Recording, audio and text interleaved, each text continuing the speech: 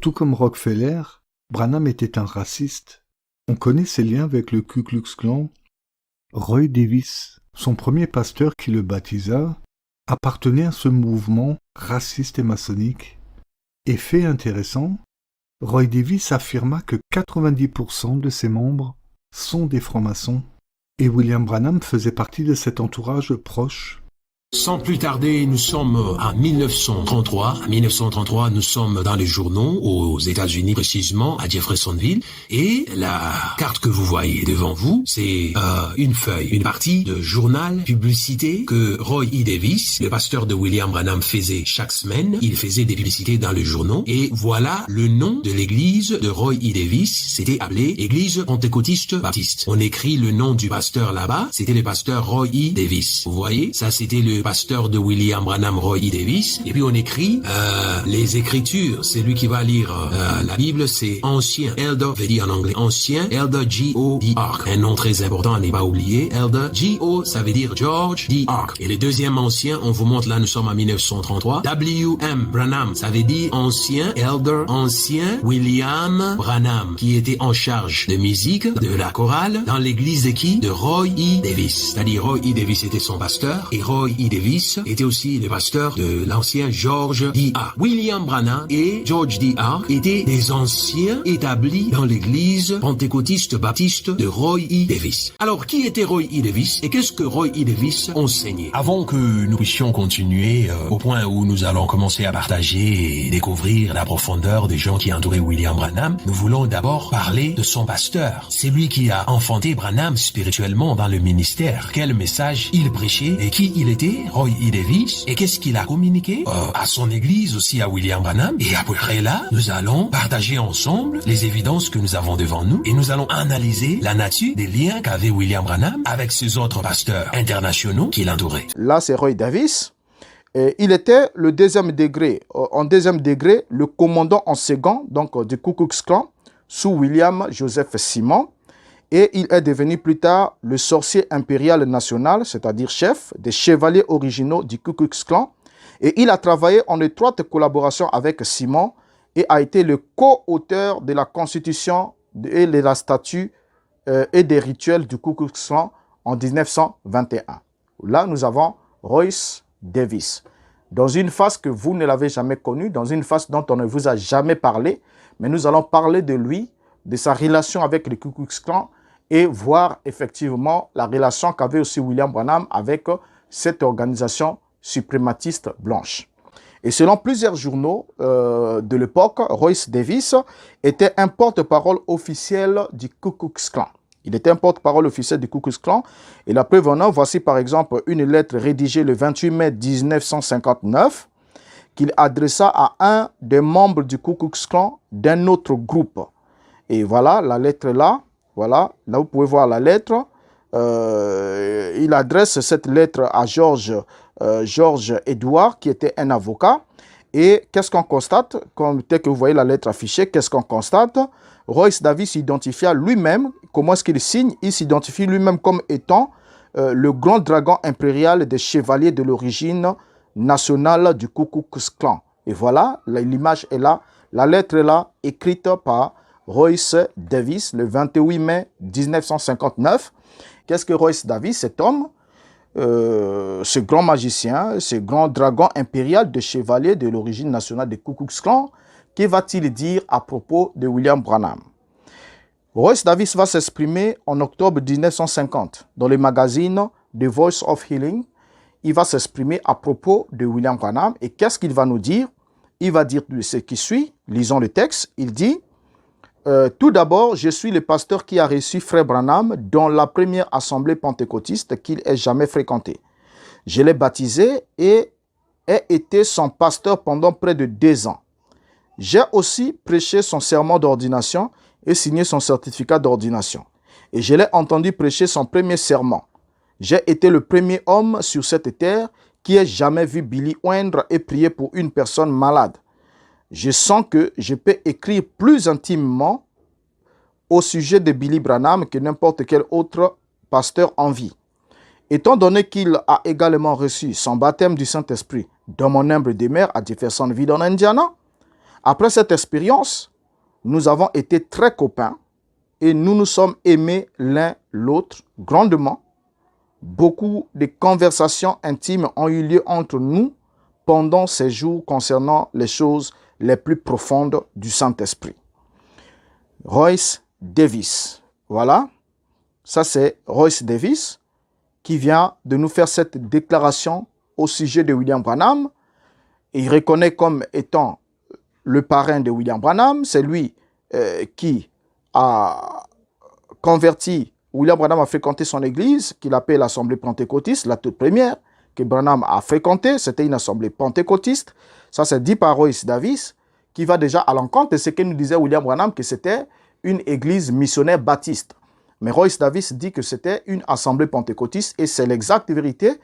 L'assemblée de Royce Davis ne se dénommait pas une église, c'était pas une église, une mission baptiste comme telle, comme nous connaissons les baptistes, mais c'était la première église pentecôtiste baptiste. Donc, c'est comme ça qu'il l'avait dénommé, mais qui n'avait rien à voir, qui n'était pas affilié avec le mouvement baptiste international, comme nous le savons, comme nous le connaissons, et on pourra vous faire tout un numéro là-dessus s'il faudra le démontrer. Mais c'était une assemblée pentecôtiste, comme l'a dit Royce Davis déjà, en désavouant déjà l'un des mensonges criés par William Branham constamment, comme quoi il était baptiste de la mission baptiste, ce qui était totalement faux.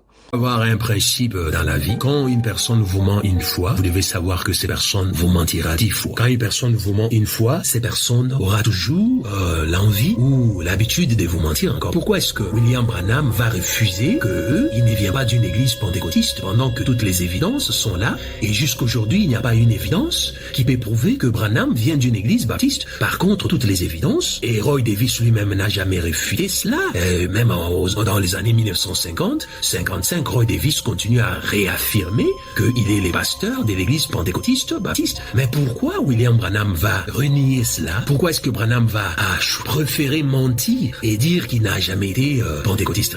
Il a même reçu le prétendu Saint-Esprit. Hein, vous voyez, c'est Roy Davis qui dit qu'il a reçu même son Saint-Esprit, son baptême du Saint-Esprit dans ma maison de Jeffersonville. Donc, imaginez-vous, on ne sait pas de quel Saint-Esprit est-ce que Roy Davis est en train de parler. Quand nous regardons la vie, les activités de cet homme, nous regardons son affiliation, nous regardons son rang en tant que grand chevalier de dragon de Ku Klux Klan, nous regardons toute sa position, comment est-ce que nous pouvons nous rendre compte effectivement qu'il pouvait y avoir un Saint-Esprit dans sa maison et que c'est dans la maison de cet homme que William Branham aurait reçu son Saint-Esprit. Était-ce le Saint-Esprit ou un esprit malsain? Alors, William Branham lui-même a reconnu aussi en Royce Davis à plusieurs reprises et durant tout au long de son ministère, plusieurs qualités qu'il attribuait à Royce Davis. Comme quoi il est désigné comme étant un médecin, comme étant un avocat, donc des titres très honorifiques à propos de cet homme qu'il a eu à garder beaucoup d'estime. Et lorsque il va nous dire dans ce qui suit dans la prédication, Dieu tient sa parole, prêché le 6 mars 1957, William Branham déclare ce qui suit. Lorsque j'ai été converti et a été ordonné dans l'église baptiste, j'ai eu un bon vieux maître du nom de Dr. Royce Davis. Il était un avocat avant sa conversion et il regardait la Bible en entier d'un point de vue juridique. Ça, c'est le propos de William Branham, comment il attribue à Royce Davis des propos très élogieux. Et selon le journal de Louisville, le Courrier, Davis a été arrêté pour avoir eu une relation sexuelle avec des mineurs. Donc avec une jeune fille, pratiquement de 17 ans. Et ça s'est passé à Chattanooga, au Tennessee. Alors au moment où il a été arrêté, Royce Davis prêchait dans une église baptiste pentecôtiste qu'on appelle the Holy Bible Mission Hall sur le 711 Jeffersonville Street à Louisville. Alors, à partir de ce moment-là, on comprend que déjà, la moralité de Royce Davis, en dehors de ces genres de faits, de ces genres d'actes, c'était déjà une moralité douteuse, complexe. Donc déjà, regardez ici, nous sommes en face de Roy Davis, le grand pasteur de William Branham, celui qui a entraîné William Branham à faire ses premiers pas dans le monde de la spiritualité. Et regardez un peu le genre de comportement qu'il avait eu jusqu'à ce qu'il subisse des gens d'arrêt pour avoir eu des relations sexuelles avec une jeune fille mineure de 17 ans. Alors déjà là, ce n'était pas juste le seul problème qu'avait Royce Davis, le seul problème qu'il rencontrait dans l'État de Kentucky n'était pas seulement celui-là. De multiples accusations de fraude, de falsification, etc. mettaient Royce Davis régulièrement en prison. Donc, c'est un homme qui était entre la prison et l'extérieur, entre la prison et la fuite. Donc, il était un homme régulièrement emprisonné à cause de sa vie, à cause de ses actions frauduleuses, à cause de falsifications de tout genre et à cause d'autres activités, effectivement terroristes et tout, qu'il effectuait, bien qu'il portait encore sur lui la casquette d'un homme d'église, ainsi de suite, et que William Branham était toujours à ses côtés. Alors, Davis prétendait fonder alors ses missions d'évangélisation et il poursuivait malheureusement avec ça sa vie criminelle. Donc, malheureusement qu'il avait commencé avec cette œuvre-là dans les années 30, mais il poursuivait avec sa vie criminelle et Davis sera encore plus tard arrêté dans l'État d'Indiana. Alors, finalement, l'État d'Indiana va extrader Royce Davis à l'État de Kentucky pour ses crimes dans cet État. Alors, pendant ce temps, quand Royce Davis est arrêté et extradé, alors, pendant ce temps, les membres de son église qui travaillaient avec William Branham vont alors tenir des réunions, leurs propres réunions sous tente, et par la suite vont entrer dans le tabernacle pentecôtiste que William Branham venait de mettre en place, parce que la toute première église de William Branham, avant qu'elle devienne Branham Tabernacle, était d'abord le tabernacle pentecôtiste, donc tabernacle pentecôtiste. Donc, c'était ça la dénomination de l'église qu'avait mise en place William Branham avec le rescapé du mouvement ou encore de l'église de Royce Davis après que celle-ci ait été brûlée. Nous ne savons pas si l'incendie était accidentel ou était volontaire, nous ne savons pas, mais on sait que l'église avait brûlé et que les croyants étant restés comme ça sans prédicateur, puisque le pasteur avait eu des ennuis avec toute sa vie criminelle, ainsi de suite, et le voilà qui était arrêté et autres. Il fallait que William Branham récupère alors ces reliquats-là, ces restes de gens, et va commencer alors une nouvelle œuvre, son église qu'il va appeler Tabernacle Pentecôtiste, avant qu'il devienne Branham Tabernacle. Pour comprendre l'héritage des enseignements que Roy E. Davis a passé ou légué à William Branham, vous devez d'abord comprendre que Roy Davis et William Branham ne se sont jamais séparés. Même lorsque Roy Davis avait quitté la ville de Jeffersonville et William Branham a pris carrément l'église, le membre c'était le membre qui était dans l'église de Roy Davis. L'église est là, c'était pentecôtiste, Baptiste Church. Le pasteur est là. Et souvenez-vous, je vous ai donné le nom, ce nom qui est très important. Regardez le nom de ce premier ancien George D.R. Et le deuxième ancien, c'était ancien William Branham qui était en charge de la musique. Et vous avez, il y a troisième ancien C.E. Myers, vous voyez, et vous continuez là, on vous donne le programme de l'église. C'était ça, Roy Davis donnait le programme de son église, pas seulement à Jeffersonville, partout où Roy Davis est implanté les églises, il avait l'habitude de faire la publicité de ces églises. Alors, ça c'est dans le journal en 1933. Et regardez, cet ancien qu'on appelle Elder George D. Arks. Donc là, nous allons utiliser cet ancien comme référence. Regardez son nom, George D. Arks. Le premier ancien. Le deuxième ancien, c'était ancien William Branham. Pour que Roy Davis, lui qui était sataniste, qui était le grand dragon de Night of Ku Klux Klan, pour que Roy Davis vous établisse ancien dans son église, il fallait être initié à l'ordre de Ku Klux Klan. Roy Davis ne pouvait pas établir un non-initié et l'établir ancien dans son église. Jamais. C'est pour ça, lorsque vous trouvez même la première femme de William Branham, qui était engagée dans l'église de Roy Davis, elle était aussi membre de Ku Klux Klan. Tout comme Rockefeller, Branham était un raciste. On connaît ses liens avec le Ku Klux Klan. Roy Davis, son premier pasteur qui le baptisa, appartenait à ce mouvement raciste et maçonnique. Et fait intéressant, Roy Davis affirma que 90% de ses membres sont des francs-maçons. Et William Branham faisait partie de cet entourage proche. Nous voulons vous présenter cet acte de vente de l'église que William Branham avait acheté en 1936. C'est-à-dire, pour toute la première fois, sur le sol américain, le gouvernement américain va permettre à William Branham d'acheter une église. C'était en 1936. En 1936, et regardez qui étaient les anciens qui ont accompagné William Branham pour acheter cette église. Ici, on vous écrit Warrant Deeds. Ça veut dire le papier qu'on donne pour le droit d'achat. Et le premier ancien ancien, c'était ancien E.A. Stewart. Le deuxième ancien, c'est le nom que je vous avais dit, George D. Ark. Regardez ça, c'est très important. Vous allez voir, je veux vous parler de cet ancien. George D. Ark, qui était ancien aussi dans l'église des Roy E. Davis. E.A. Stewart était aussi ancien dans l'église des Roy E. Davis. Et Frank Weber était aussi ancien dans l'église des Roy E. Davis. Je vous ai dit, si Roy Davis établit un ancien, c'est-à-dire avant de l'établir, cet ancien doit d'abord être initié dans l'ordre franc-maçonnique.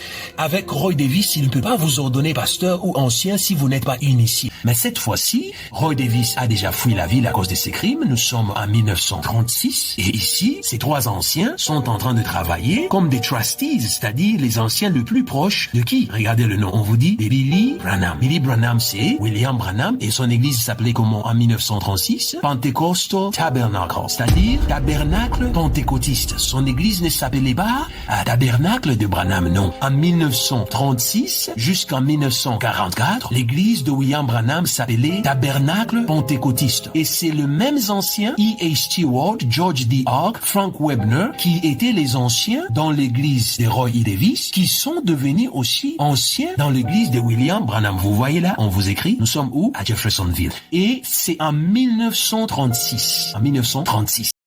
Alors, Branham a été directement influencé, vous voyez, par Royce Davis, dont il est resté sous la coupe pendant 2 ans, alors que Royce Davis entretenait toujours ses activités criminelles et il entretenait toujours sa vie des débauches et tout ce qu'il était en train de faire, mais Branham était avec lui. Et Branham ne l'a jamais quitté à cause de ses activités criminelles du Ku Klux Klan. Mais Branham dit, ça c'est ce qu'il a dit, mais on aura examiné ça dans une autre vidéo pour voir si c'était exactement ça, qu'il nous avait dit qu'il aurait quitté cette organisation ou aurait quitté Royce Davis quand ce dernier l'a demandé d'ordonner une femme prédicateur. C'est ce qu'il a eu à craquer la porte, il n'a pas accepté cela et il a refusé. Et quand Royce Davis lui a dit, si tu ne veux pas, remets-moi ta licence de prédicateur, il dit qu'il avait remis sa licence de prédicateur parce qu'il pouvait tout supporter sauf accepter qu'une femme soit ordonnée prédicateur ou bien qu'une femme prêche. Mais malheureusement, on le dit en passant, que dans l'église de Royce Davis, là où William Branham était pasteur associé, sa première femme, Hope, était prédicatrice, elle prêchait dans le culte, et il y a des programmes, il y a des calendriers et tout, où cette femme prêchait, et William Branham s'asseyait. Non seulement cette femme, mais il y avait bien d'autres femmes aussi qui étaient prédicatrices dans cette église-là, mais pourtant ça n'avait jamais fait de problème à William Branham, et il va nous le dire plus loin, qu'au début de son ministère, c'est sa femme qui lui lisait même la Bible.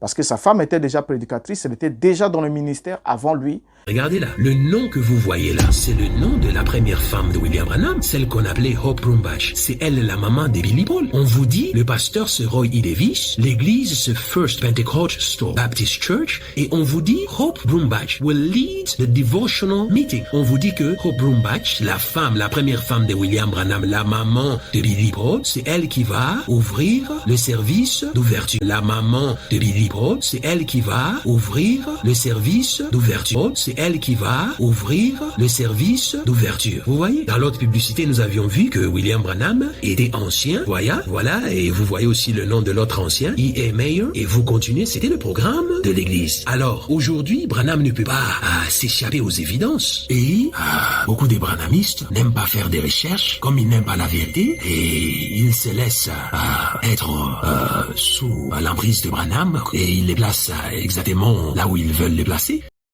William Branham avait manifesté de la reconnaissance envers les Ku Klux Klan. Et il va nous le déclarer dans la prédication des âmes qui sont maintenant en prison, prêché le 10 novembre 1963, le paragraphe 62. Qu'est-ce qu'il nous dit William Branham? Il nous dit, je me souviens que madame Roder était près de moi, là-bas à l'hôpital. Je n'oublierai jamais cette femme. Quoi qu'il arrive, je ne pourrai jamais l'oublier. À cette époque-là, elle n'était encore qu'une jeune femme. Son mari était surveillant ici à l'usine d'automobile. Et je me souviens qu'elle était près de moi, elle et Madame Stewart. En fait, c'est eux qui ont payé ma facture d'hôpital. À la maison, nous n'avions même pas de quoi manger. Alors, comment aurions-nous pu payer une facture d'hôpital de plusieurs centaines de dollars? Mais elle, par l'entremise de l'association de bienfaisance de son église et du Ku Klux Klan, elle a payé ma facture d'hôpital. les francs-maçons, je ne pourrai jamais oublier ces gens. Voyez, quoi qu'ils fassent, peu importe malgré tout, c'est quelque chose, ça, que je ne peux pas oublier. Voyez-vous, ce qu'ils ont fait pour moi, ils ont payé la facture du docteur Reader. Il est encore en vie, il habite ici à Port Felton. Il pourrait vous raconter l'histoire. Voilà ce que nous dit William Branham. Donc, non seulement il n'a jamais dit quelque chose contre cette organisation, mais il éprouve beaucoup de la sympathie pour cette organisation pour lui être venu en aide.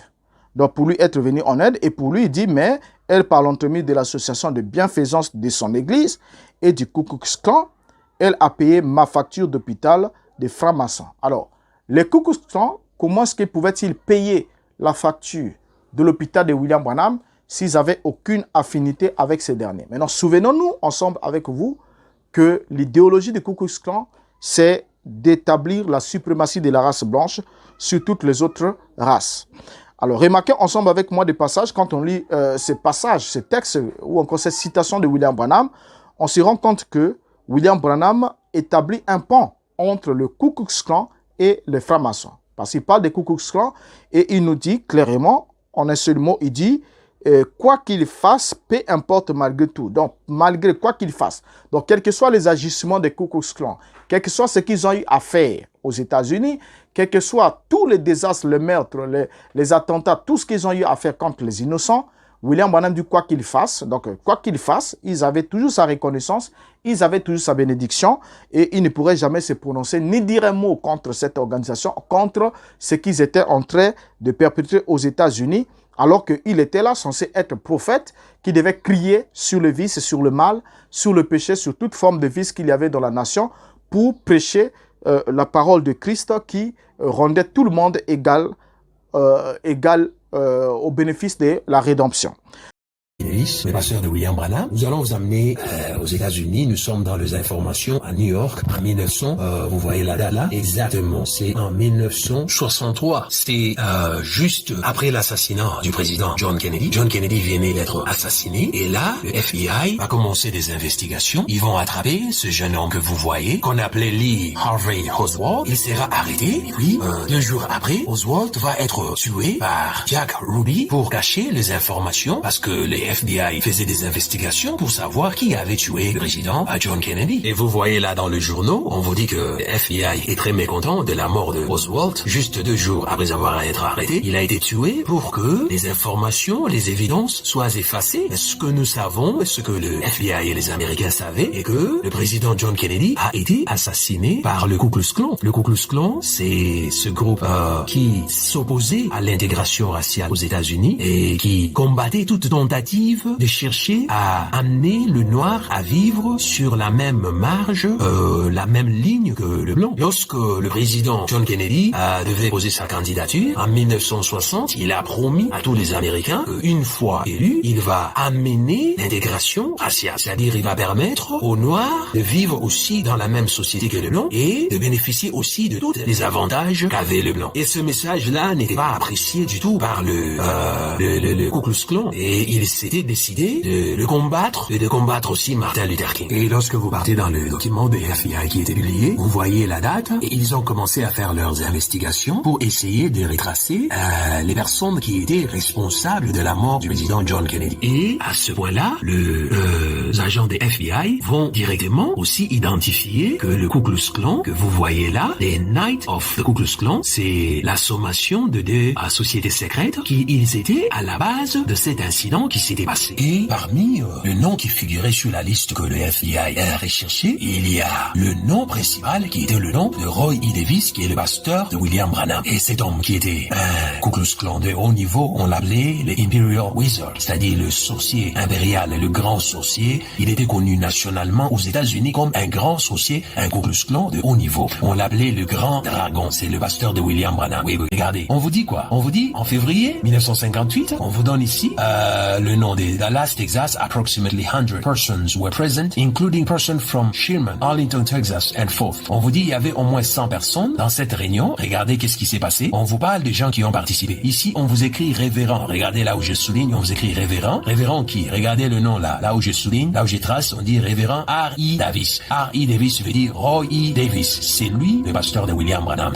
On dit who gave a strong anti-desegregation. Regardez là, ce qu'il a donné. On a dit a strong. Il a donné un message très fort pour refuser qu'on puisse permettre aux Noirs de se mélanger avec les Blancs. Il était contre ça catégoriquement. Il a parlé. Qu'est-ce qu'il a parlé? Advice that Reverend Roy E. Davis stated he would rather die or be put in prison than to allow Negro children to be integrated with white children. Vous comprenez? Il dit, le révérend Roy E. Davis, il dit, il préfère mourir ou être mis en prison au lieu de permettre aux enfants de nègres, je m'excuse pour le terme, mais c'est ce qu'on a écrit, au lieu de permettre aux enfants de nègres d'étudier ensemble avec les enfants de blancs. Le pasteur de William Branham dit, il préfère mourir qu'on le tue ou qu'on le met en prison. Et là, on vous dit, he has identified Mr. Roy E. Davis. On a identifié le pasteur Roy E. Davis. Regardez le titre qu'on lui donne, les grands dragons. Vous comprenez? Les grands dragons de Ku Klux Klan. On vous dit là, of the Night of Ku Klux Klan. OK? Et je vais vous apprendre que ce n'était pas en cachette. Roy Davis était connu nationalement comme le grand dragon, le grand sorcier de Night of Ku Klux Klan. Et William Branham n'a jamais eu honte de s'associer à Roy Davis. Branham a parlé de Roy Davis comme son père spirituel jusqu'à sa mort. Et ils ont travaillé ensemble. Et Roy Davis venait dans les réunions, dans les campagnes de William Branham. Et William Branham se rendait aussi dans de meetings que Roy Davis organisait. Roy était un Ku Klux Klan, il était un sataniste, il était ce qu'on appelle le white supremacy, c'est-à-dire la suprématie blanche, c'est-à-dire qui ne permettait pas, c'est ça leur fondement. Il était pasteur. Il y avait aussi beaucoup de pasteurs méthodistes, baptistes, qui étaient aussi de Ku Klux Klan. Et dans ce message, vous voyez encore juste une évidence pour vous montrer que William Branham ne s'était jamais séparé avec Roy Davis, malgré la réputation très mauvaise que Roy Davis avait nationalement. Regardez dans ce message 1964, le message du 8 mars de Token, dans le paragraphe 97, William Branham dit « J'espère que mon ancien professeur est assis ici. » J'espère que mon vieux professeur est assis ici aujourd'hui, le docteur Roy E. Davis. Beaucoup d'entre vous le connaissent, ici à Fort Worth. Il est peut-être assis ici. Avec Roy E. Davis, ils travaillaient ensemble et ils s'attendaient à ce que Roy Davis le suit et soit dans plusieurs de ses réunions, et Roy Davis le faisait. Et Roy lui-même parle de William Branham. Il dit Branham c'est mon Timothée. Il dit Branham c'est mon Timothée. Il dit Branham c'est mon Timothée. Et là vous voyez, nous sommes en 1958. Ça c'est le papier de FBI. Regardez là, on vous montre concernant leurs enquêtes qu'ils ont fait où c'est au Texas. Pendant ce temps-là, David avait été le Imperial Wizard, le grand dragon de Ku Klux Klan, des 7 bases qu'il avait déjà établies au Texas, qui était une très grande base, et Roy E. Davis était leur chef. Regardez ici, on vous dit Activities at Meeting at Oak Cliff White Citizen Council. On vous donne l'adresse là, et puis on vous dit qui est celui qui est en train de coordonner ces activités-là. On vous donne le nom de révérend Roy E. Davis. Regardez, vous voyez? C'est-à-dire, Roy Davis était connu, who was elected president. Vous comprenez? Il était connu comme étant le président et le grand chef de Ku Klux Klan, ce groupe de satanistes qui avait pour objectif de détruire aussi les Noirs, de les sacrifier, de les brûler aussi, de les égorger. Ils détruisaient, ils haïssaient le noir, ils appelaient ça le nègre. Et dans leur idéologie, il y a ce qu'ils appellent la sémence du serpent. C'est ça que David, le Roy Davis prêchait, et tout le membre de Ku Klux Klan prêchait la double ligne du sang. C'est-à-dire, il y a le sang pur et il y a le sang impur. C'est ça leur idéologie. Vous voyez, ils sont là sur la route lorsqu'ils faisaient leur révolte, leur protestation. Quel était leur message principal? Race mixing is communist. Stop race mixing. C'est pourquoi ils se sont levés. Tous les francs-maçons qui étaient dans le Ku Klux Klan n'aimaient pas Martin Luther. Ils étaient tous contre John Kennedy. Ils étaient tous contre Martin Luther parce que Martin Luther, ce qu'il faisait, encourageait le mariage entre le noir et blanc. Ce que John Kennedy faisait, ça encourageait le mariage entre le noir et les blancs. Regarde, ils écrivent race. La race, mélange des races, c'est le communisme. Mélange des races, c'est le communisme. C'était ça leur message. D'abord, nous vous présentons cet homme que vous voyez, c'est était aussi un grand leader de Ku Klux Klan qui a fait son interview dans le journal et voyons voir ce qu'il raconte. Qu'est-ce que cet homme raconte? Il parle sur leurs croyances. D'abord, ce petit titre, on vous dit Don Romney, Imperial Wizard of North Georgia. Il avait le même grade que le pasteur Roy E. Davis, le pasteur de William Branham. C'est-à-dire, il était aussi cet homme, un haut classé de Ku Klux Klan. Qu'est-ce qu'il dit? Il dit qu'il n'est haï pas le noir, mais il est en train de faire la promotion des ségrégations raciales. Vous comprenez? C'est un message à double face. C'est-à-dire, de ce côté, il dit, oh, on n'a pas de problème avec le noir. Mais ici, qu'est-ce qu'il vous dit? Il vous dit, nous n'acceptons pas le mélange avec le noir. Nous ne voulons pas nous mélanger et nous n'allons jamais accepter de nous mélanger avec la race noire. Et cet homme avait le même agenda que Roy E. Davis, le pasteur de William Branham. Regarde ce qu'il dit, ce sont des chrétiens. Et qu'est-ce qu'il dit? Il dit, notre groupe, il parle de Ku Klux Klan, il dit, ce sont des chrétiens. Vous comprenez? Il dit, it's a Christian Identity Movement. Ce que vous entendez là quand on dit Christian Identity, c'est un groupe de satanistes. C'est eux le Ku Klux Klan. Il y avait beaucoup de pasteurs américains qui étaient dans le Christian Identity. Comme il y a des pasteurs qui étaient reconnus, comme tous ces pasteurs qui a travaillé avec William Branham, ils sont tous dans le Christian Identity. Inclus son manager principal, Gordon Lindsay, était membre de Christian Identity. Clem Davis, qui a soutenu William Branham, qui a soutenu aussi Ava Gopian, il était dans le Christian Identity Movement. Et A.W. Rasmussen, Mattison Bosé, tous ces gens-là qui ont travaillé avec William Branham, ils étaient dans le Christian Identity Movement. C'est quoi Christian Identity Movement? Ce sont des francs-maçons, ce sont de Ku Klux Klan. Si vous vous souvenez, je vais juste lire quelques citations. John, vous savez, quand William Branham a parlé du Ku Klux Klan payant sa facture d'hôpital. Laissez-moi simplement lire là où il dit que le Ku Klux Klan avait payé la facture pour moi. Il fait une pause. Ensuite, il ajoute les francs-maçons. Right. En fait, c'est eux qui ont payé ma facture d'hôpital. À la maison, nous n'avions même pas de quoi manger. Alors, comment aurions-nous pu payer une facture d'hôpital de plusieurs centaines de dollars? Mais elle, par l'entremise de l'association de bienfaisance de son église et du Ku Klux Klan, elle a payé ma facture d'hôpital, les francs-maçons. Je ne pourrai jamais oublier ces gens. Voyez, quoi qu'ils fassent, peu importe, malgré tout, c'est quelque chose, ça, que je ne peux pas oublier. Voyez-vous, ce qu'ils ont fait pour moi. Ils ont payé la facture du docteur Reader. Je n'oublierai jamais, peu importe ce qu'ils font. Il y a quelque chose qui reste en moi, ce qu'ils ont fait pour moi. Alors William Branham a connecté le clan et les maçons, car c'est les mêmes personnes. Vous savez, évidemment, ce n'est pas la même organisation, ce sont deux groupes distincts. Mais il dit qu'ici, dans sa région, il y avait là-bas un chevauchement entre les deux. Alors, vous remarquez ici ensemble avec moi qu'il établit aussi un pont, un parallélisme entre le Ku Klux Klan et effectivement la franc-maçonnerie. Alors, en effet, les Ku Klux Klan, comme cela nous est rapporté, ont des origines purement maçonniques. Donc, quand on parle de Ku Klux Klan, on ne peut pas dissocier les Ku Klux Klan avec la franc-maçonnerie. Dans l'introduction de son ouvrage sur le Ku Klux Klan, l'historien Walter Fleming va expliquer comment est-ce qu'il a obtenu les informations qui l'ont permis de rédiger son livre sur les Ku Klux Klan. Il dit ce qui suit: ces informations sur le Ku Klux Klan il a obtenu ces informations sur le Ku Klux Klan par les anciens membres de l'ordre, par des amis et des parents, et en particulier par l'un des 6 fondateurs de ce mouvement, connu, c'est-à-dire le Major Crow lui-même, qui fut un franc-maçon, mais qui était parmi les 6 membres fondateurs de ce mouvement qu'on appelle le Ku Klux Klan, alors qu'il était d'abord franc-maçon avant de former cette organisation suprématiste blanche qu'on appelle le Ku Klux Klan. Alors, Fleming déclare que le général Albert Pike, que certains ne connaissent pas, il est là. Le général Albert Pike, qui était à un rang élevé dans l'ordre maçonnique, était l'officier de justice principal du Ku Klux Klan. Donc, l'officier de justice principal du Ku Klux Klan, c'était Albert Pike, qui en même temps était un personnage de rang très élevé dans la franc-maçonnerie. Bon, en qualité de patron des sociétés secrètes sudistes et président du barreau de tennis, Pike aurait été le grand stratège de la justice pour cette organisation du Ku Klux Klan. Donc, le pilier judiciaire qui a soutenu cette organisation, c'était Albert Pike. Or, Albert Pike était lui-même un franc-maçon, bien qu'étant l'un des bras fondateurs de ce mouvement des Ku Klux Klan.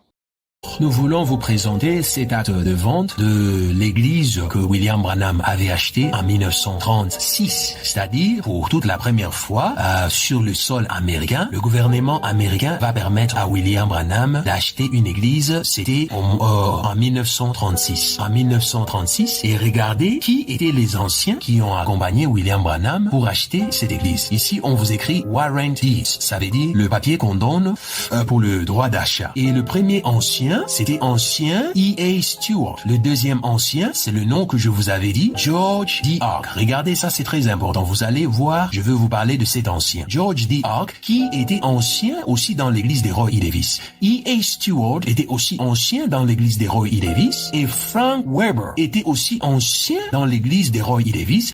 Je vous ai dit, si Roy Davis établit un ancien, c'est-à-dire avant de l'établir, cet ancien doit d'abord être initié dans l'ordre franc-maçonnique. Avec Roy Davis, il ne peut pas vous ordonner pasteur ou ancien si vous n'êtes pas initié. D'abord, cet homme George D. Ark, qui était ancien dans l'église de William Branham, qui était aussi ancien dans l'église de Roy E. Davis. Regardez aussi l'affiliation qu'il avait dans le loge franc-maçonnique. Pour que vous compreniez que lorsqu'on vous dit que Branham était assis dans le noir, lui et son entourage. Et par exemple, lorsque vous regardez là, qu'est-ce qu'on vous montre là? Ça, c'est les informations qui étaient dans les journaux. Dans le journaux, pendant ce temps-là, à Jeffersonville. Ça, c'est concernant le franc-maçon. On vous dit 3 sociétés secrètes se sont réunies et on vous parle de Albany Lodge. Vous voyez, les Albany Lodge, c'est le Lodge of Masons. Vous voyez, on vous écrit le Lodge franc-maçonnique of Masons, c'est-à-dire c'est pour le franc-maçon. Et on vous donne les informations. Il y a les Knights et on vous donne le nom de tous ces francs-maçons qu'il y a dans ce loge-là. Et puis, on va vous donner aussi le nom de ceux qui étaient très élevés dans leur loge. On vous cite le nom de ces grands maîtres qui sont ici, le consort Alexander Knox et Francis Baker, God. Et puis, quand vous venez ici, c'est à Jeffersonville. Ils sont là. George D. Ark. Vous voyez, c'était lui l'ancien avec qui William Branham était en train de coopérer. Et c'était lui qui était aussi ancien dans l'église de William Branham. Ils étaient ensemble anciens dans l'église de Roy E. Davis. Il est là, l'ancien George D. Ark. Et là, nous sommes en quelle année? Nous sommes en 1943. Vous voyez? Alors, c'est cet ancien qui va dire à William Branham d'où venait l'homme noir. Mais vous voyez, cet ancien, quelle affiliation il avait? C'est pour ça que je vous dis que Roy Davis ne pouvait pas ordonner quelqu'un ancien si la personne n'est pas initiée. Regardez, il s'agit de Masons.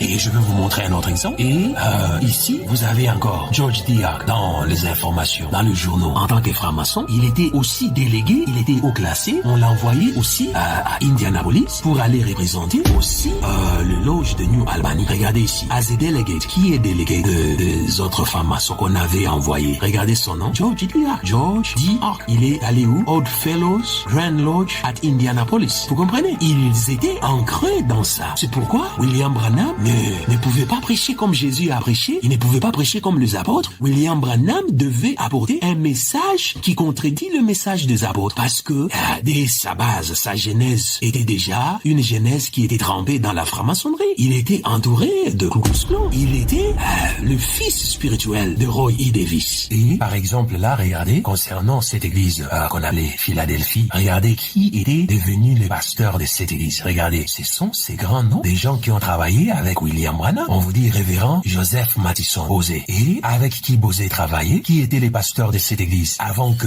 Bosé puisse prendre cette église, c'était les révérends A.W. Rasmussen. Et ceux qui connaissent William Branham, il a beaucoup parlé de Rasmussen. C'était son ami intime. C'était lui qui avait même organisé la campagne de Branham en 1948 à Saskatoon, où c'est au Canada. J'ai un frère, un bon ami, j'ai envie de le nommer, un frère prédicateur. Et ce frère prédicateur, son nom est frère Rasmussen. Beaucoup d'entre vous, les ministres qui sont ici ce soir, son nom paraît dans vos publications. Il est interdénominationnel, de Chicago. Il est là, vous allez voir le nom de José Mattison Bosé, qui était aussi coordonnateur, qui était celui qui organisait la plupart des événements ensemble avec Gordon Lindsay. Mais allons voir d'abord ce pasteur ici. C'est lui qui travaillait ensemble avec ce pasteur ici, Joseph Mattison Bosé. C'est lui-ci qu'on appelait W. Rasmussen. Qu'est-ce qu'il a eu comme affiliation et dans son église, qu'est-ce qu'il avait? Et là, vous avez cette équipe aussi qui travaille avec lui. Vous avez A.W. Rasmussen, vous avez Mattison Bosé, vous avez Kitson et vous avez William Branham qui est là-bas. Mais ces gens, ils avaient des affiliations très profondes et vous les trouvez aussi, ils avaient aussi le même système de faire la publicité de leur église. Regardez, on vous dit Nazarene Tabernacle, on vous parle de la Bible qui parle sur la sanctification. Et puis, quand vous descendez ici, ça, c'est le temple que A.W. Rasmussen va aller établir au Canada lorsqu'il laissa l'église de Chicago dans la main de José Mattison Bosé et Rasmussen, qui était très connu, qui était le pasteur de l'Assemblée des dieux indépendante. Et pendant ce temps-là, les Assemblées des dieux avaient déjà rejeté William Branham depuis 1948. Mais ça, c'était une Assemblée des dieux indépendante. Alors, ce pasteur Rasmussen, qui continuait, lui, à travailler avec William Branham, pendant que les autres pasteurs de l'Assemblée des dieux avaient refusé et rejeté Branham, il disait que Branham était faux, Branham était un franc-maçon, Branham utilisait l'hypnose et consorts. Mais regardez, A.W. Rasmussen, qu'est-ce qu'il écrit? Regardez, dans son église, il informe les gens que son service sera aussi accompagné avec la salle de maçon. C'est-à-dire, il a créé une église et dans ce bâtiment qu'ils ont construit, ils ont aussi construit un temple pour le franc-maçon dans son église. Et c'était la personne qui a beaucoup travaillé avec William Branham et Mattison Bosé. On vous écrit là carrément, il fait les publicités et il n'avait pas honte de les dire. Il dit, all future service will be conducted in Masonic temple. Il dit, tous nos services qui vont suivre, nous allons les faire dans le temple maçonnique. Et vous êtes là aussi, dans les informations toujours, on vous dit, regardez, chapter, Masons entertained by Night Templars. Donc, c'est des groupes, ces satanistes, des sociétés secrètes, des maçons et des Knights of Templar qui se sont rencontrés et qui ont eu réunion ensemble. Eux tous, ils sont dans le noir et on vous donne le nom des gens qui étaient dans cette réunion des maçons et des Knights. On vous parle là, on dit, il y a tellement beau à lire, about 225 membres de fraternité qui étaient là. On vous parle, on vous donne le nom. Mais regardez, parmi le nom des gens de Chicago qui étaient là, qu'est-ce qu'on vous dit? On vous donne le nom de A.W. Rasmussen. Vous comprenez? C'est le même pasteur qui a construit son église et qui a aussi construit le temple de maçon à l'intérieur de son église. Son nom est là et c'était bien lui qui était chargé d'organiser des conférences pour William Branham à Chicago parce qu'il était très populaire. J'ai un frère, un bon ami. Son nom est frère Rasmussen. J'ai un frère, un bon ami. J'ai un frère, un bon ami. Lorsque le prophète a parlé de certains versets peints sur les poutres de l'église, il a mentionné que Sammy Davison les avait peints. Cela m'a rappelé des souvenirs de ma petite église, juste avant que je parte, la fois précédente, pour aller sur les champs de l'œuvre missionnaire. En ce moment, je regarde « Chercher Dieu premièrement », ici, en face, sur cette vieille poutre. Je me rappelle que c'est Sammy Davidson qui a peint cela là-dessus, il y a environ 25 ans. Je me suis souvenu d'un article que j'avais trouvé dans le journal local de Jeffersonville qui décrivait le programme musical de l'église primitive du prophète. Le programme spécial selon le journal était dirigé par Santi Davison. Je me demandais si ce Santi était la même personne que Sammy. Je voulais également savoir si cet homme dirigeait-il la musique à l'église du prophète. Pourquoi a-t-il été choisi par le prophète et pourquoi n'a-t-il jamais été mentionné? La réponse est venue pendant que j'étudiais les liens des hommes impliqués dans le ministère du prophète qui étaient associés à la franc-maçonnerie.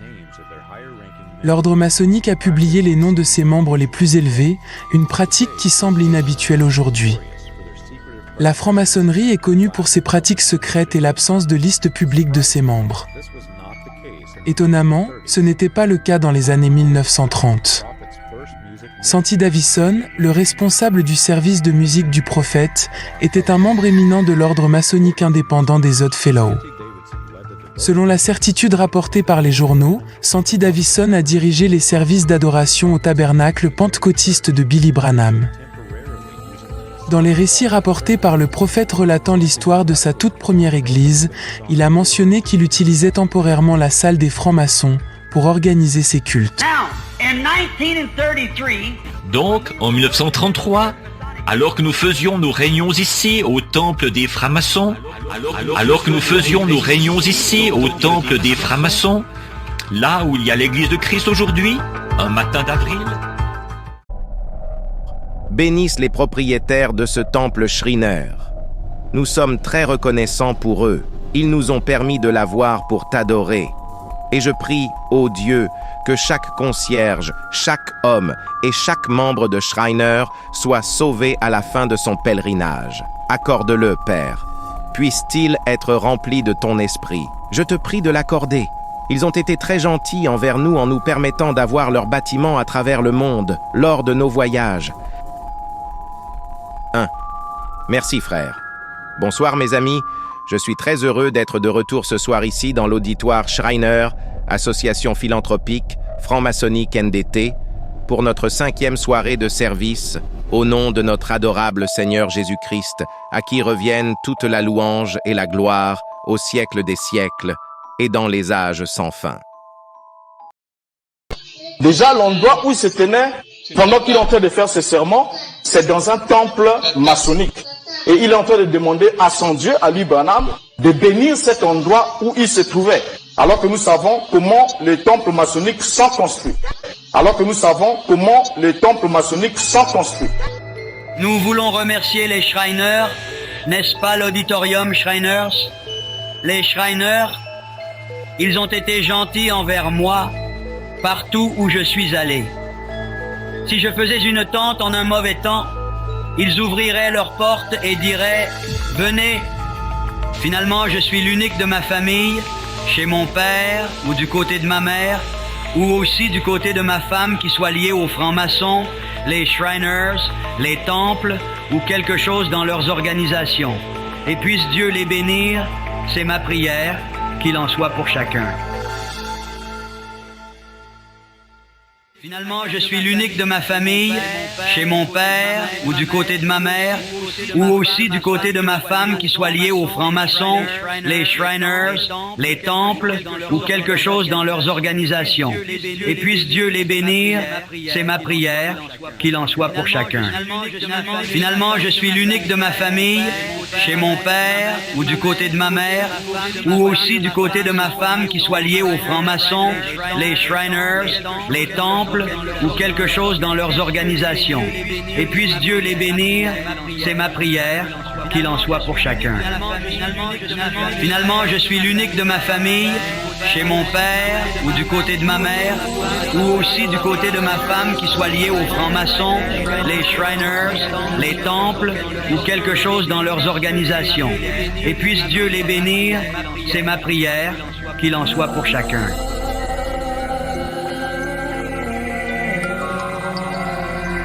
Frère Branham, est-ce mal d'appartenir à un club après qu'on est devenu chrétien, par exemple celui des francs-maçons? Non, monsieur. Soyez un chrétien où que vous soyez. Peu m'importe l'endroit où vous êtes. Vous pouvez quand même être un chrétien. Non, monsieur. Soyez un chrétien où que vous soyez. Peu m'importe l'endroit où vous êtes. Vous pouvez quand même être un chrétien. Non, monsieur. Soyez un chrétien où que vous soyez. Peu m'importe l'endroit où vous êtes. Vous pouvez quand même être un chrétien. Non, monsieur. Soyez un chrétien où que vous soyez. Peu m'importe l'endroit où vous êtes. Vous pouvez quand même être un chrétien. Frère Branham, est-ce mal d'appartenir à un club après qu'on est devenu chrétien, par exemple celui des francs-maçons? Non, monsieur. Soyez un chrétien où que vous soyez. Peu m'importe l'endroit où vous êtes. Vous pouvez quand même être un chrétien. Non, monsieur. Soyez un chrétien où que vous soyez. Peu m'importe l'endroit où vous êtes. Vous pouvez quand même être un chrétien. Non, monsieur. Soyez un chrétien où que vous soyez. Peu m'importe l'endroit où vous êtes. Vous pouvez quand même être un chrétien. Non, monsieur. Soyez un chrétien où que vous soyez. Peu m'importe l'endroit où vous êtes. Vous pouvez quand même être un chrétien. Les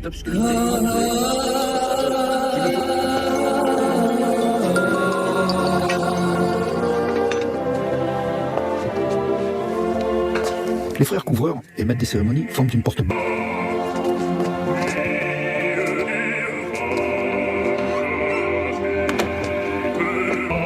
Monsieur, buvez un peu.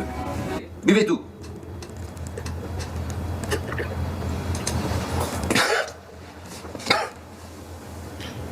Regardez le billet d'$1 américain.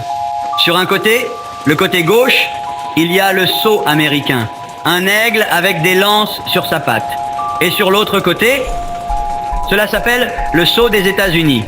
Mais sur l'autre côté, il y a la pyramide. Et au-dessus d'elle, un grand œil. Eh bien, remarquez, il y a un œil dedans, l'œil de Dieu. Frère Branham, est-ce mal d'appartenir à un club après qu'on est devenu chrétien, par exemple celui des francs-maçons? Non, monsieur. Soyez un chrétien où que vous soyez. Peu m'importe l'endroit où vous êtes. Vous pouvez quand même être un chrétien. Non, monsieur. Soyez un chrétien où que vous soyez. Peu m'importe l'endroit où vous êtes. Vous pouvez quand même être un chrétien. Je tenais quand même à signaler pour toutes les personnes qui ont regardé la vidéo, c'est que la brochure, n'est-ce pas, de laquelle on a tiré les extraits de propos de William Branham de son sermon, la seconde venue, depuis 2023, on est en train de supprimer partout, il est mentionné les noms Schreiner. Ils sont en train de supprimer ça. Ceux qui vont télécharger la version actualisée de cette brochure-là, ils verront que partout, par rapport aux références qui ont été données, ils verront que partout, on a supprimé, on a laissé les 3 points de suspension. On a enlevé le mot Schreiner.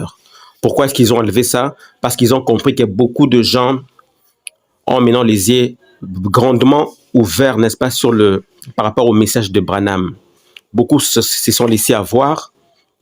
Et après, avec toutes les révélations qui sont faites, les gens commencent à fouiner, n'est-ce pas, dans les brochures pour voir effectivement ce que nous démontrons.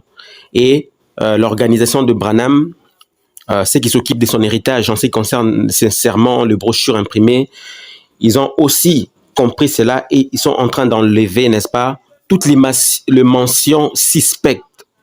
Tu vois, comme le Schreiner. Quand vous allez télécharger la version actualisée de cette brochure-là, vous verrez qu'on a supprimé le mot Schreiner, on a laissé des points de suspension à la place. Alors, il faut vous référer auprès de gens qui ont des anciennes versions de brochures. Ceux qui ont les anciennes versions à partir de 2022, avant 2022 et jusqu'à les années antérieures, vous verrez qu'il y a cette mention-là. Parce que la modification a été effectuée vers la fin de cette année, l'année passée plutôt. Donc, je tenais juste à informer déjà. Donc, si vous avez des versions qui ont été imprimées avant ou des fichiers téléchargés avant, vous verrez, il y a effectivement là les mots Schreiner. Et c'est effectué dans presque beaucoup de brochures. On est en train de supprimer certaines choses. Ils veulent occulter quelque chose. Ils veulent occulter quelque chose, caché. Et les procédés relèvent, n'est-ce pas, de l'occultisme. Occultisme. Pourquoi ils veulent cacher s'ils n'ont pas peur? Pourquoi sont-ils en train de cacher?